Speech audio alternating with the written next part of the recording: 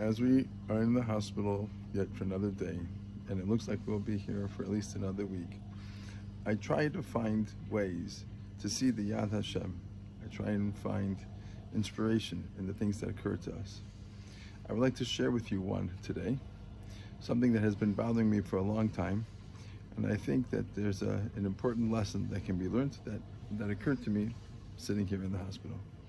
The question is that in benching, we ask Hashem that Hashem should be mefarnes us. That Hashem should sustain us not through the gifts, the kindness of other people, and not through their loans. Rather, we say, we should get our parnasa straight from Hashem's hand, which is Kadosh, which is Rachav, which is Malaya.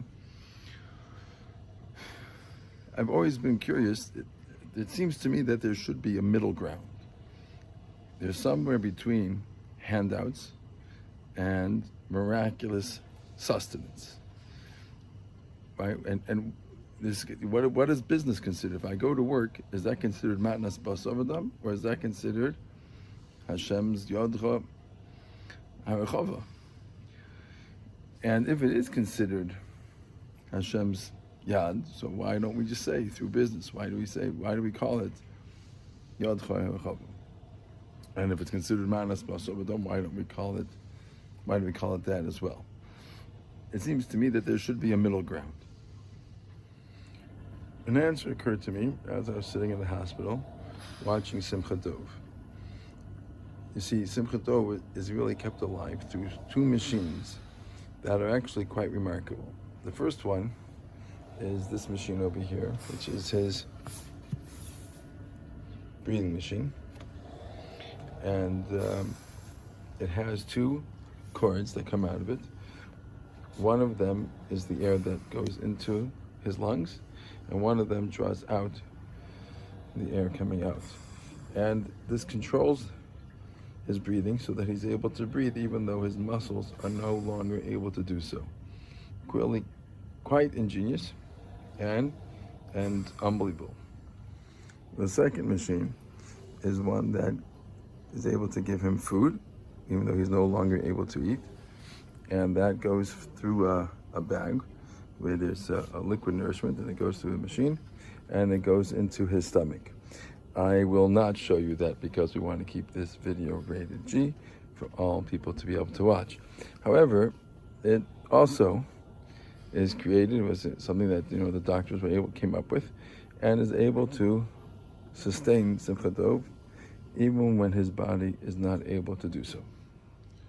So while we're very appreciative to the ingenuity of man that they're able to come up with these miraculous devices that are life-saving and have been able to sustain Simchat Tov through this sickness and this disease, and we're extremely appreciative to them.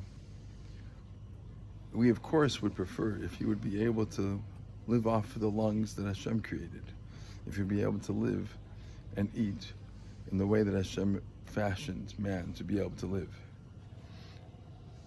It's great that man can be able to create these supports and these medical miracles, but so much more we would prefer if Simchat Tov could be able to live and breathe and eat in the way that Hashem made, which is truly miraculous and is much greater than anything man can make. Then it occurred to me, that's the answer to my question.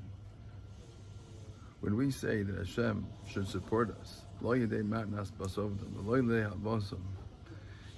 saying we don't have to have things that are unnatural creations. Maybe it's the chesed organizations that are created in order to help people, or to be able to come onto a rich person. We want to be able to have a parnasa that is the way Hashem initially intended the world to work, which would mean through regular business and through regular dealings.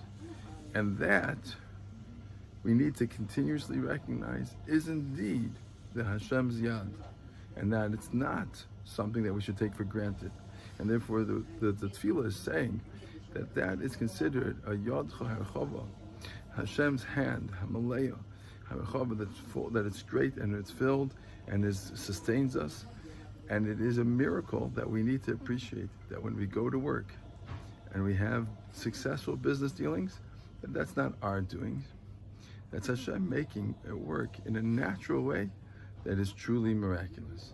And hence, there is no difference between, there's nothing in between Manas Basar V'Dam or Yodcha Mleya, because that is what Hashem intended, and that is the natural form. I hope you have found this part to be inspirational and a good reminder to not take advantage of the gifts that Hashem has given us, and to be able to see Hashem's yad in all that He does throughout our daily lives, whether it be physical, whether it be health, or whether it be financial. Hashem is always there with His Yodoi, which is Meleya, Psucha, Kedusha, Rechava, and has no limitations. And we all be able to zeicha to a parnasa teiva, as well as a refuah shalema, Yeshuas and the Chametz.